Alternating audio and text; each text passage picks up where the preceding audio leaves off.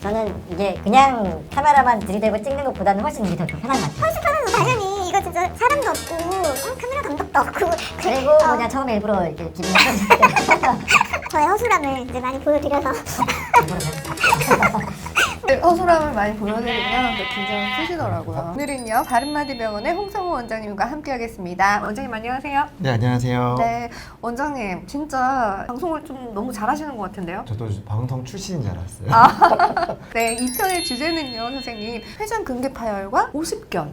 약간은 비슷할 것 같다라는 그쵸. 증상이거든요. 그쵸, 그런데 어떻게 다른지 굉장히 궁금하거든요. 네. 보통 어깨가 아프다고 하면 오십견을 떠올리잖아요. 막 그쵸. 이렇게 안 올라간다, 막 이런 오십견 하면 뭐 50대에 와서 오십견 이런 그쵸. 소리가 있잖아요. 정확히 이게 맞는 소리인가요? 그 오십견이란 질병에 굉장히 익숙하잖아요. 대부분 저희도 그렇게 얘기를 하고 환자분들도 열이면 열 다 오십견이 말씀하시는데 실제로 학계에서는 지금 오십견을 안 하고요. 어깨 굳는 질환이라서 동결건, 막이 유착되는 거기 때문에 유착성 관절막염이라고 부릅니다. 네. 근데 애초에 이 질환명은 일본에서 유래했어요. 그래서 일본에서 예전에는 주로 50대에서 생겼으니까 50대에 주로 오는 어깨 질환, 그래서 오십견 한자로 돼 있는 거죠. 그래서 대부분의 환자분들이 오십견이라 부르기 때문에 저희도 그냥 오십견이라 부르고 네. 오늘도 시청자분 헷갈리시니까 일단은 오십견이라고 지칭하고 진행하도록 하겠습니다. 오십견과 회전근개파열이 어떻게 다른 건지도 궁금해요. 네, 오늘 굉장히 좋은 질문이신데 오십견이랑 회전근개파열이 굉장히 흔한 질환이고 어깨 통증을 유발하는 가장 대표적인 질환입니다. 당연히 제일 유병률 높습니다. 그래서 병원에 어깨 아파서 오시는 분들이 환자분들이 스스로 말씀하세요. 다들 내가 오십견이 아니냐, 아니 뭐 회전근개파열이 아니냐, 수술을 해야 하느냐 많이 물어보시거든요. 심한 통증을 유발하고 증상도 비슷합니다. 의사분들도 마찬가지고 자세하게 들어보고 만져보지 않는 이상은 그 구분이 쉽지가 않습니다. 만져보면 아세요, 이렇게? 어떤 그럼요. 느낌이 와요? 전 의사니까요. 저는 의사니까요. 그래서 이제 어깨 이제 많이 보시는 어깨 전절 전문의가 더 훨씬 더 구별 잘 할 수가 있는데 특징적인 게 있으세요. 특히 오십견은 보통 아는 것처럼 팔이 잘 안 올라갑니다. 그래서 아무 이유 없이 갑작스럽게 팔이 안 올라가요 하시면 오시는 분들이 대부분 오십견이신데 네. 말씀드린 것처럼 관절 운동 범위가 제한이 되는 게 가장 특징입니다. 위로 올리는 거가 제일 1번이고요. 그리고 특히 환자분들은 여자분들 중은 속옷 후크를 못 채우겠다고 오시는 분이 굉장히 많아요. 이게 이렇게 안 되는 거구나. 그쵸. 한 번도 오십견 걸리신 적 없으시죠? 네. 아직 50살 안 되셨으니까. 50대가 아니니까. 속옷을 후크 채우기도 힘들고 심한 경우에는 용변 닫기도 힘들다 그래요. 왜냐면 팔이 뒤로 안 돌아가고 거의 오른쪽 주머니까지밖에 안 가니까 이게 아예 팔이 뒤로 안 가서 굉장히 불편합니다. 하지만 오래된 회전근개파열 같은 경우도 유착이 생기거든요. 네. 그러면 당연히 오십견처럼 수동적 관절이 어려울 수 있어요. 그러니까 오십견과 그리고 회전근개파열을 구분을 해야 되는데 이건 경험이 많으신 어깨 전문의 진찰을 받아서 둘 중에 어떤 건지 확실히 감별하는 게 중요하겠죠. 네. 저는 오십견은 안 왔어요, 선생님. 네, 아직 50살 아니면 올 수는 있습니다. 근데. 네, 선생님. 그러면요, 이 두 질환의 발생 원인이 다를 것 같아요. 오십견은 아까 얘기한 것처럼 좀 네. 50이 넘은 사람들한테 발병이 되니까 그렇게 얘기가 나온 것 같고, 회전근개파열은 뭐 선생님께서 퇴행성이라고 얘기를 하셨잖아요. 그렇죠. 원인이 뭔지, 왜 다른 건지 좀 자세하게 설명해 주세요. 그 두 가지 회전근개파열과 오십견이 원인이 다른 듯 하면서 비슷한데요. 특히 회전근개파열은 대부분 퇴행성이라고 말씀을 드렸었죠. 마찬가지로 오십견도 퇴행성으로 관절막이 두꺼워집니다. 그리고 쪼그라지면서 이 팔을 움직일 때 그 막이 굉장히 타이트해지는 건데요. 이렇게 나이가 들면서 퇴행성이 생기는 경우는 1차성 오십견이라고 보통 부릅니다. 또한 수술이나 그리고 외상, 다쳤다든지 옥디스크나 회전근개파열이 있다든지 석회화 관염 같은 뭔가 다른 이유가 있는 경우에 생길 수도 있고요. 가장 대표적인 게 당뇨 그리고 갑상선 질환이 있는 분들이 오십견이 생길 수가 있어서 이를 2차성 오십견이라고 부릅니다. 저 이건 정말 완전 몰랐던 이야기예요. 아, 그래요? 네. 그래서 환자분들에게 제가 항상 여쭤봐요. 당뇨가 있으신지 갑상선이 있으신지. 왜냐면은 이게 있으면은 오십견이 잘 올 수도 있지만 더 잘 안 낫습니다.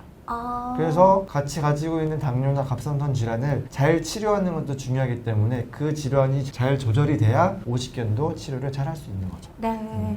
그래서 오십견이라는 거는 40, 50대에서 물론 요새는 나이가 젊으신 분도 오시기도 하세요. 근데 네. 일반적으로 40대에서 50대에서 외상을 입거나 어깨를 혹사한 적이 없음에도 불구하고 갑자기 이 자연스러운 노화에서 이유 없이 나타날 수 있는 거죠. 오늘 멀쩡하다가 내일 팔이 안 올라갈 수도 있는 거예요? 그럼요. 근데 보통은 약간씩 아프다가 어느 아. 순간 팔이 안 돌아가요 라는 증상으로 환자분들이 많이 와요. 네, 알겠습니다. 치료는 또 어떻게 해야 되는지 많은 분들이 이걸 가장 궁금해 하실 거예요. 자, 치료는 병원에 가시면 됩니다. 네, 물론 이제 설명을 드리면 오십견은 그런 말씀 들어보셨을 거예요. 그냥 두면 낫는다.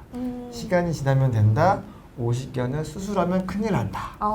들어본 적 있어요. 있죠. 그래서 환자분들에게도 오십견이 심할 때 수술을 권유할 때 있는데 아니 왜 오십견을 수술하냐면 오히려 돌팔이 아니냐 치료를 할 때도 있어요. 네. 이거는 다 틀린 말이고요.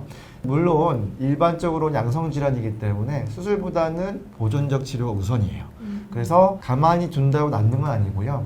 불편한 증상에 대해서 일단 소염제를 쓰고요. 그리고 염증이 있기 때문에 가라앉히기 위해서 주사를 사용합니다. 그리고 통증을 가라앉힌 이후에 물리치료, 재활치료, 그리고 스트레칭을 병행을 해야 돼요. 왜냐면은 이게 어깨에 굳는 병이시기 때문에 네. 가만히 가만히 있어도 늘어날 수도 있지만은 대부분은 본인이 스스로 늘려줘야 되거든요. 그래서 그 경과를 보면서 그 강도를 조절해야 되고 만약 이런 보존적 치료도 안 낫는다. 그리고 어깨 범위가 계속 굳어도 회복이 안 된다.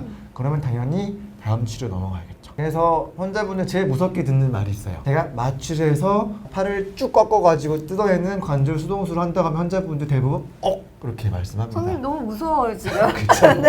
근데 환자분이 마취하고 있는 상황에서 하기 때문에 통증은 전혀 없고요. 이게 워낙 단단하기 때문에 수술장에서 두두둑 소리가 들려요. 아 정말요? 처음에 수술할 때 수동술을 시작하면은 그 소리가 안 나면 제대로 안 된 겁니다. 그래서 뚜둑 소리를 듣고서 거상, 뭐 내전, 외전 다 확인한 뒤에 마치는 거죠.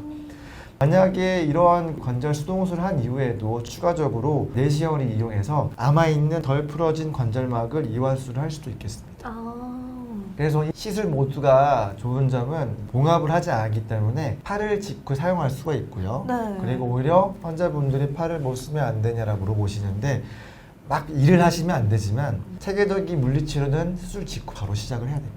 그래야 팔이 다시 굳지 않고 재발하지 않아요. 그리고 회전근개 팔의 경우에는 시기와 그리고 크기 등에 따라 치료가 다릅니다. 특히 부분만 파요. 그러니까 조금만 찢어진 경우에는 바로 수술하지는 않고요. 네. 일단 재생주사나 콜라겐 주사 같은 걸로 인대를 보강해가지고 재활치료를 하면서 경과를 늦춥니다. 증상도 완화시키고요. 저희가 연구 결과를 보면은 이런 주사와 재활치료만으로도 인대가 그 찢어지는 진행을 늦춘다고 많이 되어 있거든요. 하지만 이러한 치료 반응이 없거나 네. 더 진행해서 초음파나 MR을 찍어봤더니 커진다. 아니면 애초부터 구멍이 뻥 뚫린 전층 파열이라면은 수술적 치료를 요한다고 하겠죠. 이전에는 수술 치료를 이렇게 절개를 해서 쭉 떼가지고 했기 때문에 굉장히 상처도 크고 맞아. 회복도 느리고 네. 일단 보기가 싫어요. 그래서 굉장히 꺼려 하셨는데 지금에는 4, 5mm 정도에는 조그만 구멍을 내서 내시경을 저희가 넣어가지고 수술을 하기 때문에 상처도 작고 회복도 매우 빠릅니다. 네, 오늘도 도움 말씀 정말 고맙습니다. 네, 감사합니다. 네, 다음 편에서는 선생님